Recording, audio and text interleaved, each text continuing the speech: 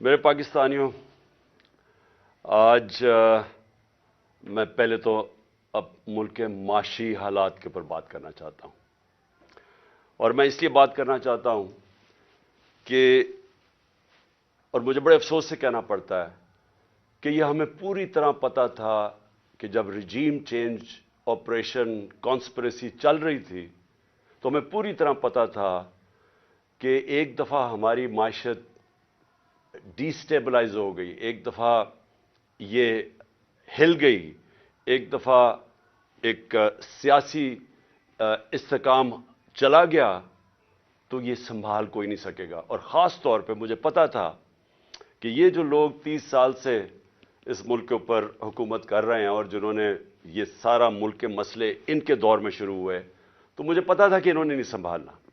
تو میں نے اپنی طرف سے پوری جو نیوٹرلز تھے ان کو پوری طرح میں نے آگاہ کیا، اور میں نے پھر سے میں بار بار یہ چیز اس لیے کہتا ہوں کیونکہ یہ ہمیں پتا تھا یہ ہونا ہے۔ اور شوکت ترین کو بھی جو فائنانس منسٹر تھے انہوں نے بھی پوری طرح سمجھانے کی کوشش کی کہ یہ نہیں سنبھلے گی، اور یہ بڑا مشکل سے ہم سنبھال کے بیٹھے ہوئے۔ اور کیوں مشکل تھی میں یہ بھی آپ کو بتا دوں مشکل کیوں تھی۔ اسے کہتے ہیں کموڈٹی سپر سائیکل۔ اس کا مطلب ہے کہ ساری دنیا میں جو انرجی پرائسز ہیں، بجلی، تیل، پٹرول، کوئلہ، یہ ساری دنیا کے اندر ایک دم اوپر چلے گئے۔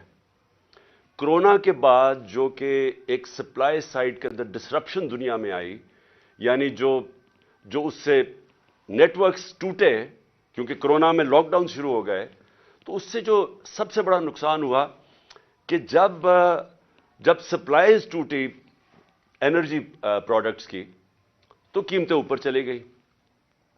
تو ہم جب آخری دن ہمارے حکومتوں میں تھے تو جو تیل تھا وہ 110 سے 115 ڈالر پہ چلا گیا پر بیرل۔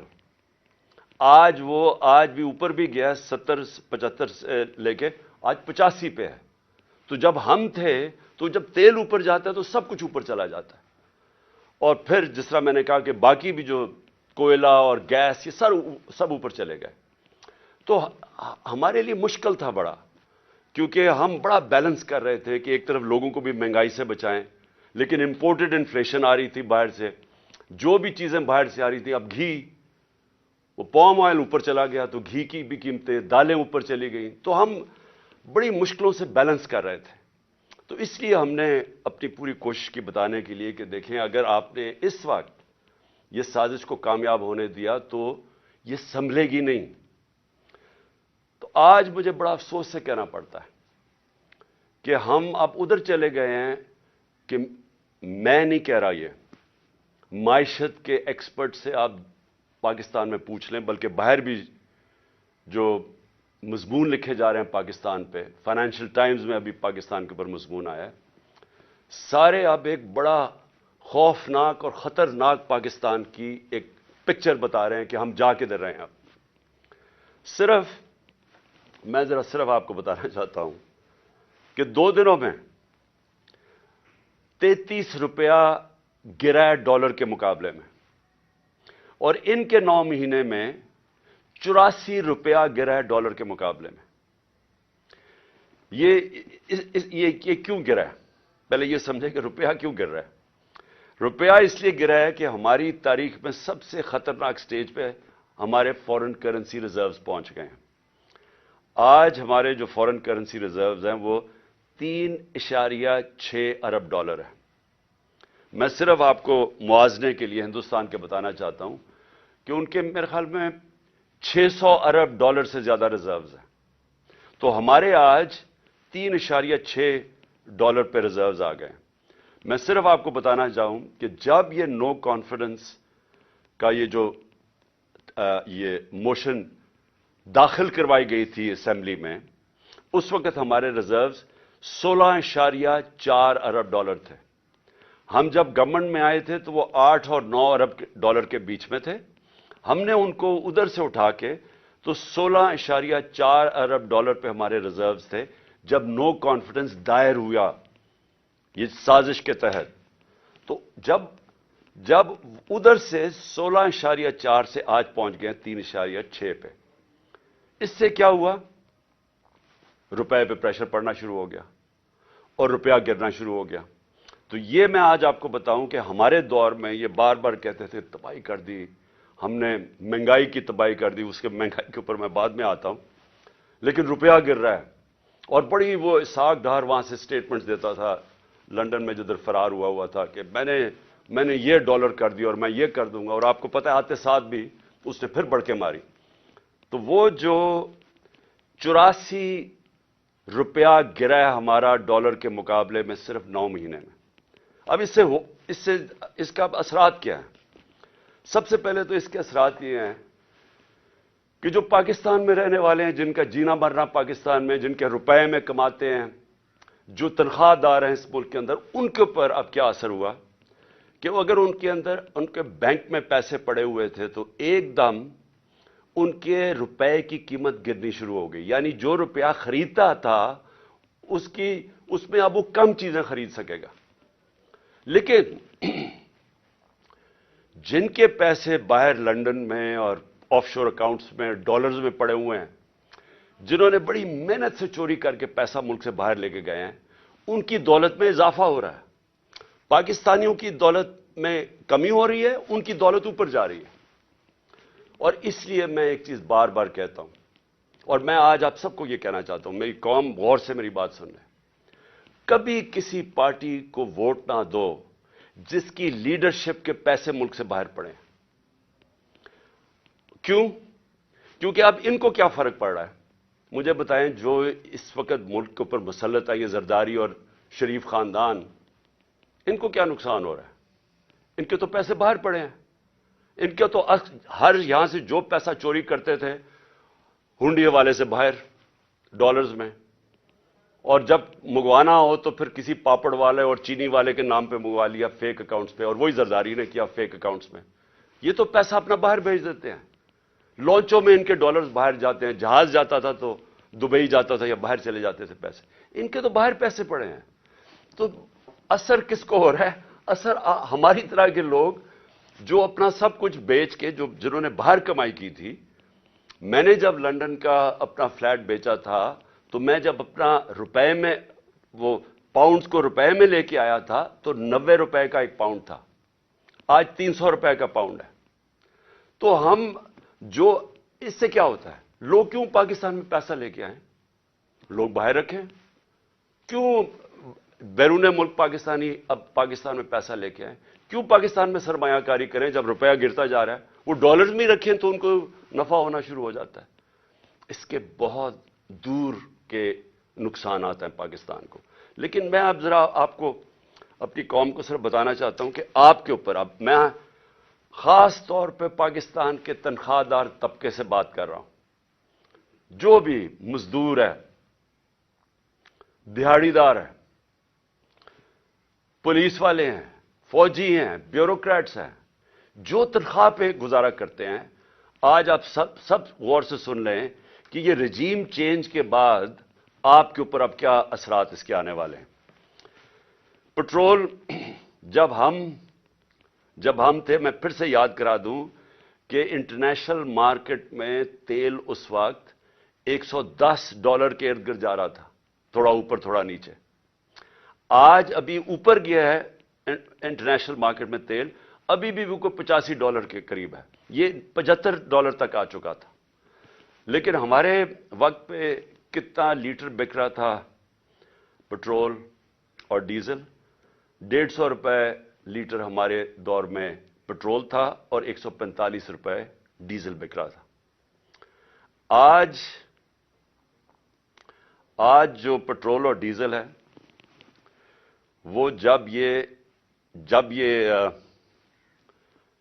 روپیہ گرے گا تو روپے کی گرنے سے یہ اوپر چلا جائے گی اس کی قیمت۔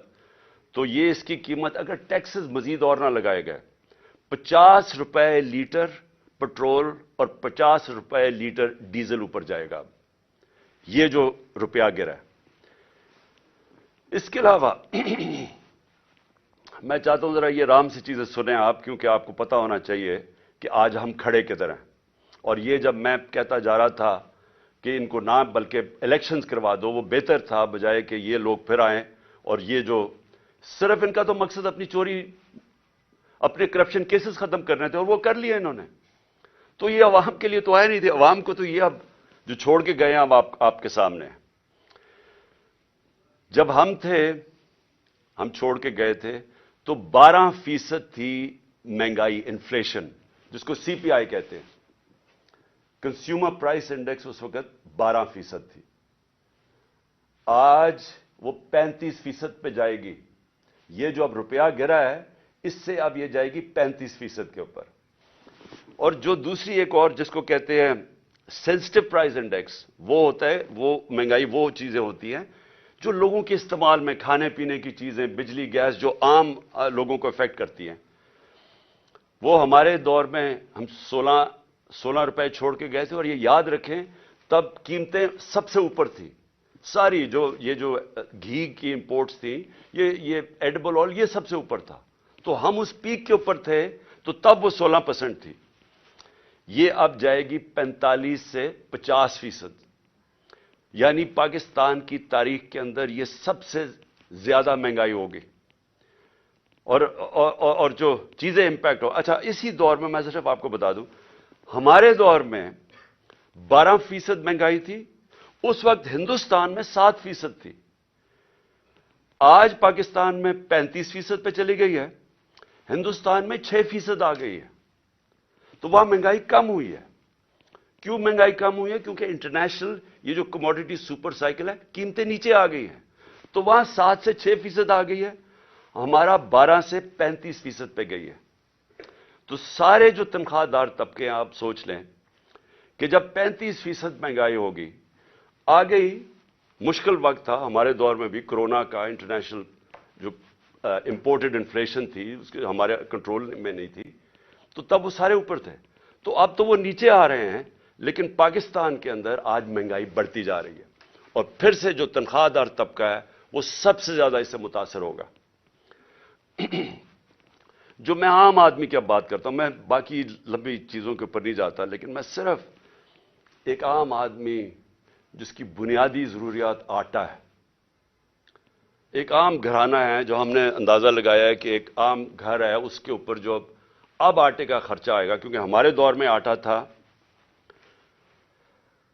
آٹا گیا ہمارا 60 روپے اور آج وہ گیا 150 روپے پہ. یعنی تقریباً 2.5 گنا سے بھی تھوڑا زیادہ. تو آٹا جو عام لوگ، ایک ہم نے اندازہ لگایا اب 18,000 روپیہ صرف ایک گھر صرف روٹی لینے پہ خرچ کرے گا. تو کمائی صرف جائے گی ان کی، جو بھی پیسہ کمائیں گے 18,000 روپے ادھر. جو عام آدمی استعمال کرتا ہے پیاز، ہمارے دور میں 44 روپے کلو تھا، آج وہ چلا گیا 230 روپے کلو. تو اگر روٹی آ بھی گئی تو اس کے لیے پیاز کے لیے آپ کے سامنے، اور مرغی دگنی ہو گئی. اب بجلی پہ آ جائیں. دیکھیں بجلی جو ہے نا، یہ آپ سمجھ جائیں کہ یہ اب آ گئی. جو بجلی کے بل ہیں، لوگ پہلے سے شور مچا رہے تھے، ہمارے دور میں بھی لوگ شور مچا رہے تھے، کیونکہ بجلی سب کو افیکٹ کرتی ہے. تو ہمارے 16 روپے یونٹ بجلی تھی تب، آج 36 روپے یونٹ ہے. لیکن اب اس کے یہ جو روپے گرنے کے بعد یہ پہنچ جائے گی، اس میں 8 روپے یونٹ مزید اضافہ ہوگا. گیس 47% گیس کی قیمتوں میں آپ اضافہ ہوگا. اور ایک یہ سوچ رہے ہیں، ان کو کہا جا رہا ہے کہ آپ پچھلی جولائی سے گیس کی قیمتیں وصول کریں، 47% بڑھا کے ان کو وصول کریں.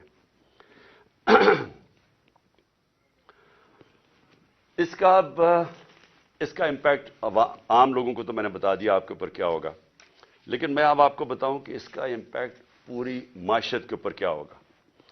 سب سے بڑا اس کے اوپر امپیکٹ ہوگا پاکستان کی گروتھ ریٹ. یعنی جو دولت میں اضافہ ہوتا ہے، جس کو گروتھ کہتے ہیں دولت میں، وہ اس پہلے گر رہا تھا، انڈسٹری بند ہو رہی تھی، کسان متاثر تھا.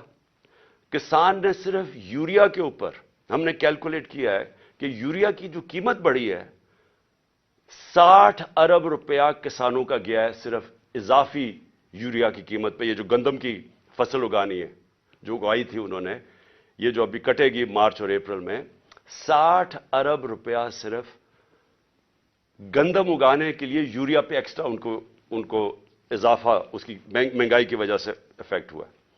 हमारी इंडस्ट्री बंद हो रही है। आज पाकिस्तान के अंदर बेरोजगारी बढ़ रही है। बेरोजगारी इसलिए बढ़ रही है कि इंडस्ट्रीज, एक्सपोर्ट इंडस्ट्री, वो सारी मुतासर हो रही हैं। पाकिस्तान की एक्सपोर्ट्स गिर रही हैं क्योंकि इन्होंने जो पॉलिसीज बनाई रॉ मटेरियल बंद करने की, सोचे समझे बगैर, उससे मुतासर हो गई एक्सपोर्ट्स। रेमिटेंसेस जो बाहर से डॉलर्स आ रहे थे वो कम हो गए हैं क्योंकि इतना बड़ा गैप हो गया था उसमें। एक तो वजह इन्होंने इसलिए कम किया है, इसलिए इन्होंने ये रुपए को गिराया। ये है जी, मैं सिर्फ बाकी चीजों पे आने लगा हूं, लेकिन ये है पाकिस्तान की इकोनॉमिक सर्वे। ये हर साल गवर्नमेंट जो मायशत के ऊपर एक डॉक्यूमेंट बनाती है, मई के अंदर ये डॉक्यूमेंट पब्लिश हुई है, यानी कि इस हुकूमत ने ये डॉक्यूमेंट बनाई है, इकोनॉमिक सर्वे। ये जरा इकोनॉमिक सर्वे आप खोल के देख लें, इसमें आपको जो चीजें नजर आएंगी कि अप्रैल में पाकिस्तान मार्च अप्रैल में किधर खड़ा था। आपको हैरत होगी कि इस सब के कोरोना के बावजूद 2 साल कोरोना, इंटरनेशनल प्राइसेस सबसे ज्यादा ऊपर, जो जिसको मैं बार बार कहता हूं energy prices, commodity super cycle, वो सबसे ज्यादा।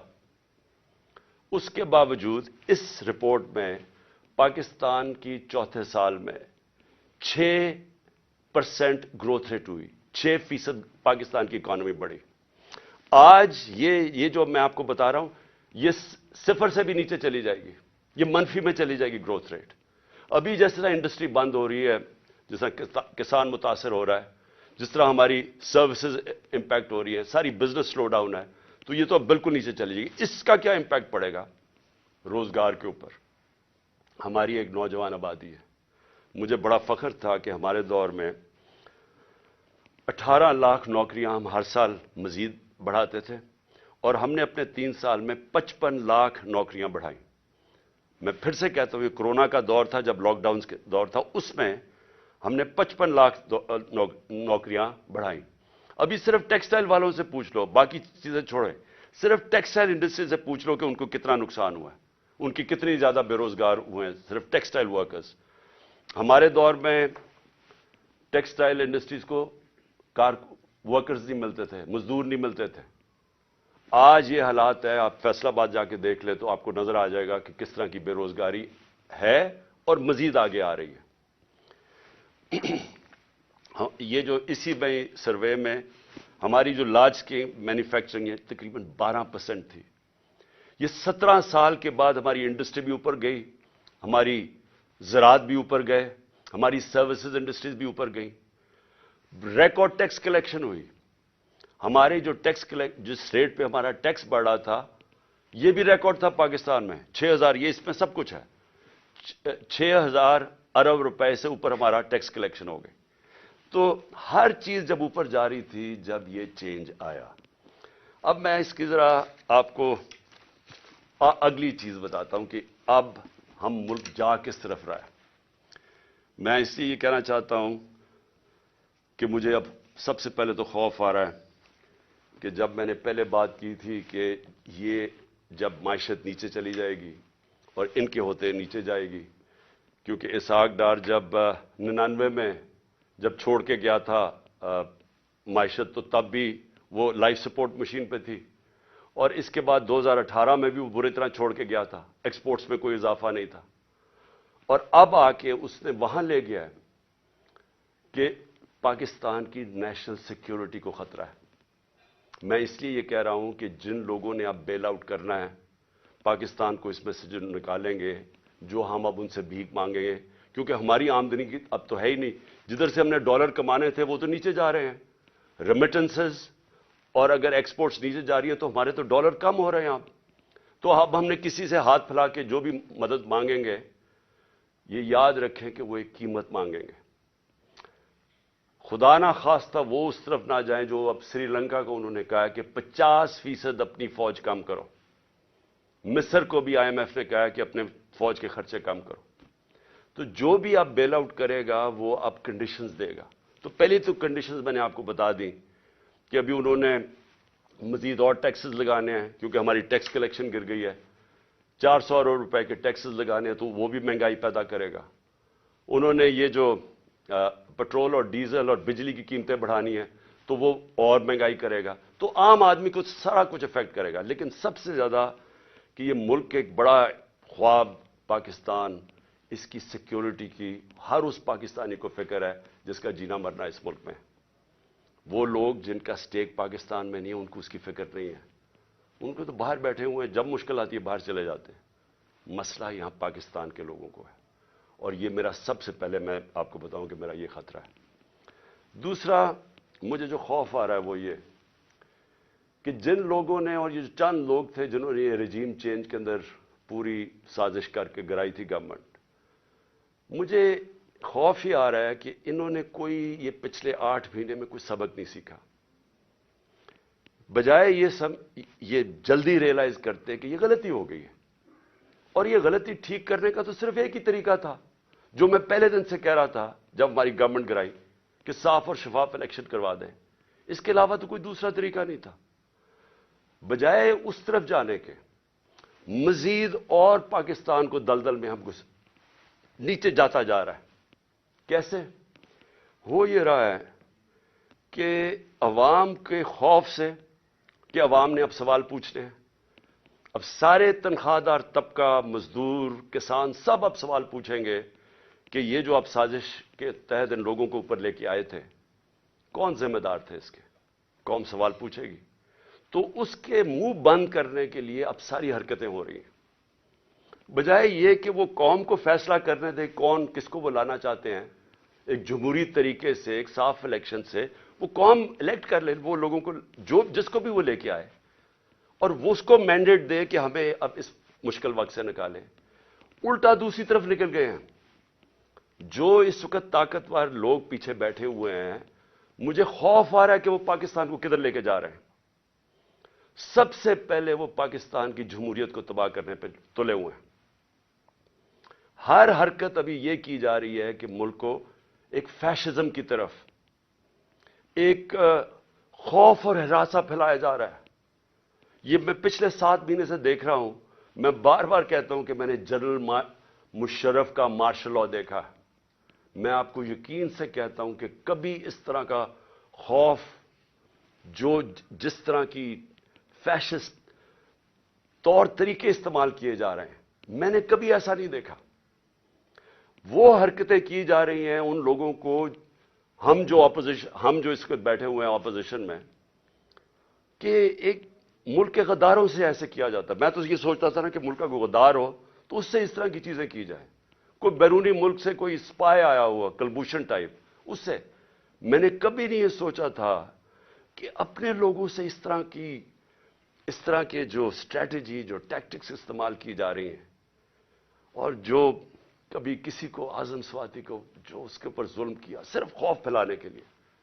فواد چودھری اس کو اٹھا لیا جس طرح، اور رات کے اچھا آتے بھی ہیں، چلے دن کے وقت آ کے اٹھائیں، وارنٹ دکھا کے اٹھائیں. رات کے اندھیرے کے اندر صبح کے 3 بجے اعظم سواتی کو، 6 بجے صبح فواد چودھری کو. یعنی کون؟ ہم کوئی قوم کے مجرم ہیں. اور اس کے علاوہ جو میڈیا سے کیا، جو ارشد شریف سے کیا، میڈیا کے لوگوں کی صرف آواز بند کرانے کے لیے، اس ملک کی جمہوریت ختم کرنے کے لیے، تاکہ لوگوں کو ڈر سے کہیں لوگ ان چوروں کے پیچھے لگ جائیں. ساری کوشش کی جا رہی ہے کہ ہم گھبرا کے، ڈر کے ہم کہیں جی چلیں ٹھیک ہے جی یہ چوری قبول ہے. میں آج اپنی قوم کو بھی بتانا چاہتا ہوں اور وہ لوگ جو یہ کر رہے ہیں ان کو بتانا چاہتا ہوں کہ آپ ملک کو ادھر دھکیل رہے ہیں. یہ ساروں کے ہاتھوں سے نکل جانا ہے. ابھی اس طرف تقریباً پہنچ گئے ہم. یہ جو معیشت سے ہوا ہے، یہ جو مہنگائی آ رہی ہے، اور ایک طرف مہنگائی آ رہی ہے، دوسری طرف بے روزگاری آ رہی ہے، اور تیسری طرف تنخواہ دار طبقہ ہے. جب اس کی تنخواہ ختم ہو جائے گی 10-12 دنوں کے اندر، وہ کیسے گھر گزارا کریں گے؟ تو یہ تو بھی آواز اٹھنے والی ہے اس قوم کے اندر. اور اس کے اندر جو ایک جمہوری طریقہ اسے نکالنے کا، ایک سیاسی استحکام پیدا کرنے کا، اس کو ختم کر کے اور زیادہ خوف اور ہراساں پھیلایا جا رہا ہے اور کونے سے لگایا جا رہا ہے جو ملک کی سب سے بڑی جماعت ہے. اور اس سے کیا ہوگا؟ اس سے پاکستان مزید دلدل میں پھنسے گا. ہمارا اس وقت حالات یہ ہیں کہ معیشت تو جا ہی رہی ہے، پاکستان کے چن چن کے ادارے تباہی کی طرف جا رہے ہیں. پارلیمنٹ، فیڈرل پارلیمنٹ کی کیا حیثیت رہ گئی جب راجہ ریاض اپوزیشن لیڈر بن گیا؟ وہ پارلیمنٹ کیا ہے جدھر اپوزیشن ہی نہیں ہے؟ جو کہتا ہے میں نون لیگ سے ٹکٹ لڑوں گا وہ اپوزیشن لیڈر بن گیا. تو پارلیمنٹ ختم. ایف آئی اے کا کام ہے کرپشن پکڑنا، ایف آئی اے کا کام ہے جرم پکڑنا. ایف آئی اے کو صرف شہباز شریف کو وہ منظور چپڑاسی اور وہ جو 16 ارب روپے کی ان کی چوری پکڑی تھی اس کو مٹانے کے لیے، اس کو دبانے کے لیے ساری ایف آئی اے تباہ کر دی ہے. ایف آئی اے میں اپنے وہ چمچے ڈال دیے. ان سے کیا کر رہے ہیں کہ انتقامی کارروائی شروع کروا دی ہے ہر ایک کے اوپر. کہ میرے اوپر 70 کیسز کیے ہوئے ہیں، 70 ایف آئی آرز ہیں میرے پہ. ساری ٹاپ لیڈر جو جس سے ڈر لگتا ہے اس کو پکڑ لیتے ہیں، اس کے اوپر ایف آئی آر کاٹ دیتے ہیں. تو یہ کیا، اس سے کیا ہمارے منہ بند ہو جائیں گے؟ اس سے کیا ملک ٹھیک ہو جائے گا؟ ایف آئی اے، نیب جس نے ہمارے دور میں 480 ارب روپیہ ریکور کیا تھا 3.5 سالوں میں ملک کے لیے، 480 ارب روپیہ. آج 1100 ارب روپیہ جو نیب نے ریکور کرنا تھا وہ معاف کروا دیا چوروں کا، اور نیب کو پھر استعمال کر رہے ہیں. خیر وہ تو ٹوتھ لیس باڈی ہے، اس کے تو اپنی چوری بچانے کے لیے اس کو بھی ختم کر دیا ہے. یعنی لائسنس دے دیا ہے پاکستان میں وائٹ کالر کرائم کو. آج طاقتور اب چوری کرے گا جو ملک سے پیسہ باہر بھجوا دیتا ہے. نیب کی کوئی اب طاقت نہیں رہے گی اس کو پکڑنے کے لیے، صرف چھوٹے چور اب پکڑے جائیں گے. ہماری عدلیہ، ہمارا انصاف کا نظام، اس کے اوپر جتنا پریشر ڈالا ہوا ہے، اور صرف پریشر کس لیے ڈالا ہوا ہے کہ رول آف لا کے لیے نہیں، رول آف لا نہ آئے اس کے لیے پریشر ڈالا ہوا ہے.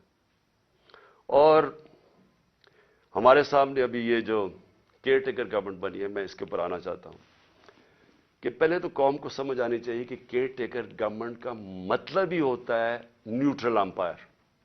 یہ لے کے کیئر ٹیکر گورنمنٹ اس لیے آئے تھے کہ کسی کو یہ خوف تھا کہ جی جو سٹنگ پارٹی الیکشن کروائے گی وہ صاف اور شفاف الیکشن نہیں کروائے گی، اور اس لیے کیئر ٹیکر گورنمنٹ کا آئیڈیا آیا.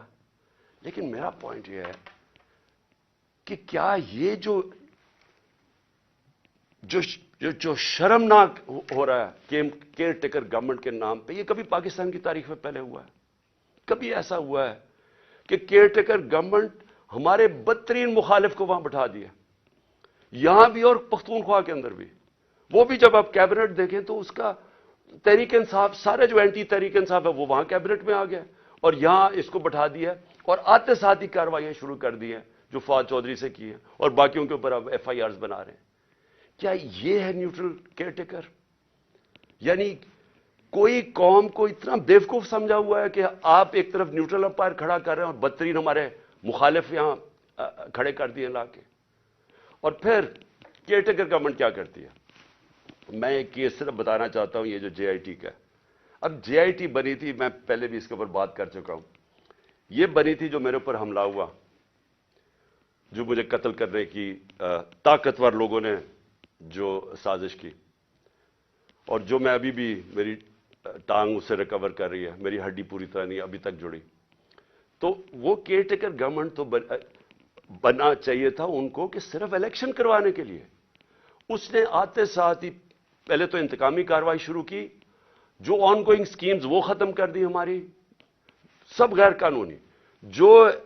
جو ڈپارٹمنٹس کے ہیڈ لگے ہوئے تھے، جو نان پولیٹیکل لوگ تھے، ان کو ہٹانا شروع کر دیا. اور جو جے آئی ٹی ہے، جے آئی ٹی کو بند کر دیا. اب پروونشل جے آئی ٹی نے فائنڈنگز کی ہوئی تھی کہ ایک نہیں تھا، 3 شوٹر تھے.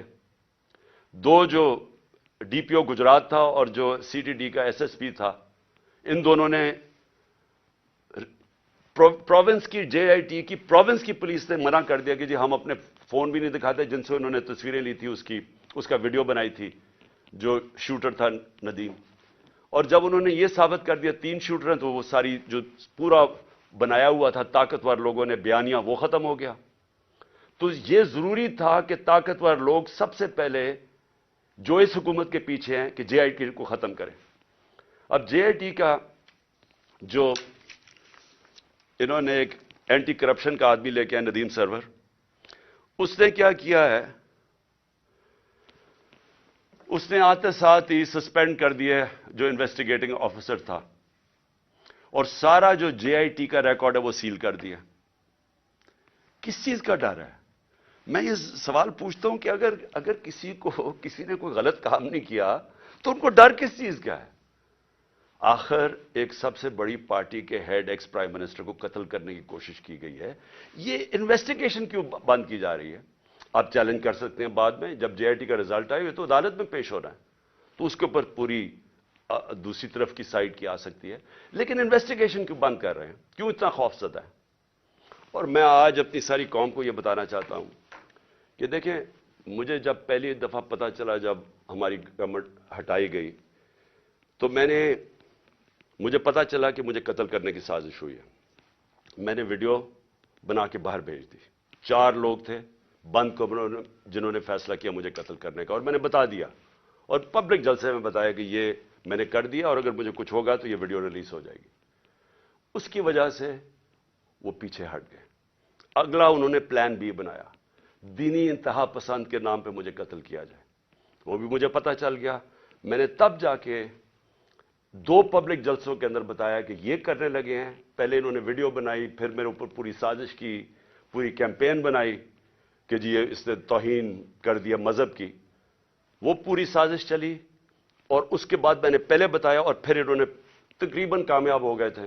تو اللہ کا کرم ہے, بچانے والا, زندگی دینے والا. اب یہ تیسرا پلان سی بنا ہے. آصف زرداری اس کے پیچھے ہے. کرپشن کا پیسہ اس کے پاس بے تحاشا ہے.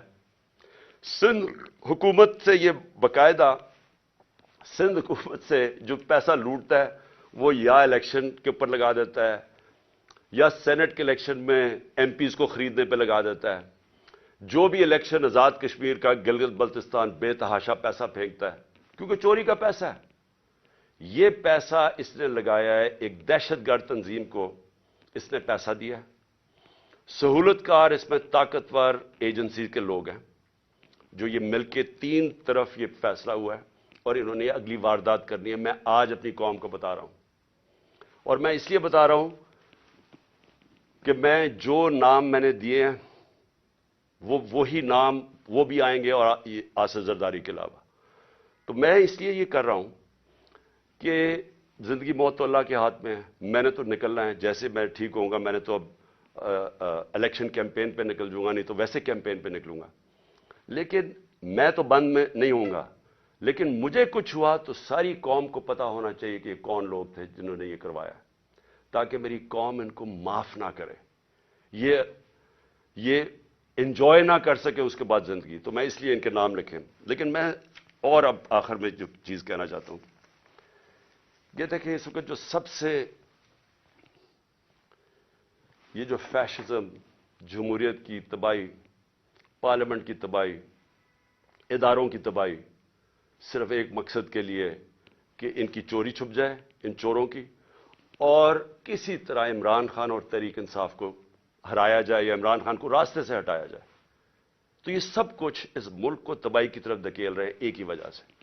خوف یہ ہے کہ کہیں پتہ نہ چل جائے کہ جو اصل سازش کی, یہ جن لوگوں نے یہ جو سب کچھ کیا ہے, وہ اس کو بچانے کے لیے اب یہ ساری ایک غلطی کر کے بجائے وہ غلطی ٹھیک کریں, مزید اور غلطیاں ہوتی جا رہی ہیں. میں جو آخر میں اپنی عدلیہ سے اور اپنی عوام سے 2 چیزیں کہنا چاہتا ہوں. اپنی عدلیہ سے, ساری قوم آپ کی طرف دیکھ رہی ہے. یہ پاکستان کے ڈیفائننگ مومنٹس ہیں. یہ وہ ایک قوم کی تاریخ میں فیصلہ کن وقت آ جاتا ہے جب ہر کوئی بے نقاب ہو جاتا ہے. یہ 8-9 مہینے کے اندر بہت لوگ بے نقاب ہوئے ہیں. وہ لوگ جو صحافت میں تھے, جو اداروں میں بیٹھے ہوئے تھے, سیاستدان, سب بے نقاب ہو گئے. سب سے پہلے تو یہ شکر ہے قوم کو پتہ چل گیا کہ اسحاق ڈار اور شہباز شریف, وہ پنجاب سپیڈ اصل میں کیا تھی وہ اشتہاروں میں تھی, اور اسحاق ڈار کتنا بڑا جینیس وہ سب کو پتہ چل گیا. لیکن اس وقت یہ عدلیہ کا بہت بڑا امتحان ہے. ہم سب آپ کی طرف دیکھ رہے ہیں. یہ ٹائم ہے آپ کو اس ملک کی جمہوریت اور ہمارے فنڈامنٹل رائٹس کو بچانا. جس طرح کی کیئر ٹیکر گورنمنٹ بنائی گئی ہے یہ توہین ہے اس قوم کی, یہ ہماری آئین کی توہین ہے. یعنی ایسے لوگوں کو بٹھا دیے لا کے, یہ کیسے نیوٹرل ہو گیا جو آپ کے بدترین دشمنوں کو اوپر لا کے بٹھا دیا, اور پھر الیکشن نہیں ہو رہا ہے. آئین بڑا کلیئر ہے کہ 90 دن میں الیکشن ہونے ہیں, اس میں کوئی گنجائش نہیں, اور جو نہیں کرواتا آرٹیکل 6, یہ سیدھا سیدھا ہے. تو اس سٹیج کے اوپر یہ گورنمنٹ پوری طرح کوشش کر رہی ہے کہ الیکشن نہ ہو. ان کو کوئی فکر نہیں ہے جمہوریت اور آئین کی, ان کو صرف پڑی ہوئی ہے کہ ان کی کسی طرح ڈرے ہوئے ہیں الیکشن سے, عوام سے ڈرے ہوئے ہیں, اور ان سے بچنے کے لیے ان کو کوئی فکر نہیں ہے کہ عوام کی مینڈیٹ کیا ہوتا ہے, ان کو کوئی فکر نہیں ہے کہ آئین کیا ہوتا ہے, رول آف لا کیا ہوتا ہے, ان کو کوئی فکر نہیں ہے. پیسہ بچانا ہے انہوں نے. اور انہوں نے, میں آج آپ کو کہہ رہا ہوں, جیسے ہی مشکل وقت آ گیا باہر بھاگ جائیں گے ملک سے, کیونکہ ان کے سٹیکس پاکستان میں نہیں ہیں. تو جن کے سٹیکس پاکستان میں ہیں, میں اپنی عدلیہ سے کہنا چاہتا ہوں کہ ہم آپ کی طرف دیکھ رہے ہیں. دونوں ملک کے آئین کو بھی پروٹیکٹ کریں, ہمارے فنڈامنٹل رائٹس کو پروٹیکٹ کریں. اگر آپ اس وقت نہیں کریں گے تو یہ ڈسینڈ ہو رہا ہے, تقریباً بنانا ریپبلک کی طرف چلا گیا. جو جس طرح کی 7 مہینے میں نے پاکستان میں حرکتیں دیکھی, بنانا ریپبلک کی طرف تقریباً پہنچ گیا. اور دوسرا میں اپنی عوام کو کہنا چاہتا ہوں کہ دیکھیں, آپ کے لیے یہ اب ایک فائنل آزادی کی جنگ ہے, حقیقی آزادی کی. اس وقت خوف پھیلایا جا رہا ہے کہ جی فلانے کو پکڑ لیں گے, یہ پکڑ لیں گے, جو بھی کر دیں گے. دیکھیں, یہ جو خوف کی غلامی ہے یہ بدترین غلامی ہے.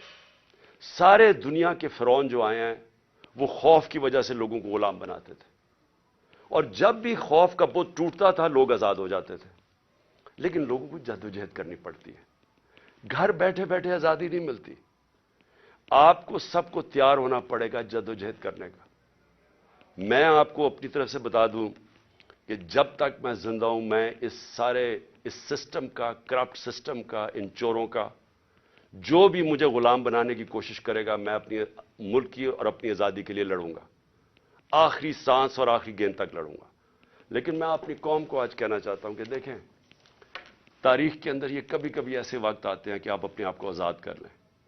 آپ اگر اس کو چپ کر کے بیٹھ گئے, اور جس طرح کا یہ ظلم کا نظام بنتا جا رہا ہے اور مزید ظلم بڑھتے جائیں گے, جس طرح ٹائم گزرے گا انہوں نے اور زیادہ ظلم کے ذریعے آپ کو غلام بنانا ہے. جس طرح آپ اپنی آزادی کے لیے اور اپنے حقوق کے لیے کھڑے ہوتے جائیں گے, اللہ کی مدد آپ کے اوپر آئے گی. جہاد ہے ہی انصاف کے لیے جدوجہد کرنا, اس کو جہاد کہتے ہیں, اور یہ اللہ نے ہمارے پہ سب پہ فرض کیا ہے. تو میں آپ سب کو آج اپیل کر رہا ہوں آپ کے لیے کہ آپ نے آنے والے دنوں میں جس طرح کہ یہ ہمیں کوشش کر رہے ہیں کہ عوام کی آواز بند کرنے کی, ہمیں غلام بنانے کی, آپ نے جدوجہد کے لیے تیار رہنا ہے. میں انشاءاللہ پھر سے آپ کو بتا دوں کہ میں اس کے لیے پوری طرح تیار ہوں. میں آخری دم تک کھڑا ہوں گا, اور آپ نے اس ملک کے مستقبل کو بچانے کے لیے آپ نے کھڑے ہونا ہے. معیشت کا آپ نے دیکھ لیا حالات, آپ نے دیکھ لیے کہ یہ جس طرح کی مہنگائی, 50 سال میں ایسی مہنگائی نہیں آئی جو اب آئی ہے, اور مزید ابھی اور آگے آئے گی. اور یہ صرف یہ سمجھ رہے ہیں کہ اگر آپ کو ڈرا دھمکا دیں گے اور میڈیا کے پیسے دے کے چند لوگوں کو اپنے ساتھ ملا کے, تو اس طرح بھیڑ بکریوں کی طرح آپ کو دبا دیں گے, یہ اس کے پر امید لگا کے بیٹھے ہیں. انسان کے حقوق ہوتے ہیں, جانوروں کے حقوق نہیں ہوتے.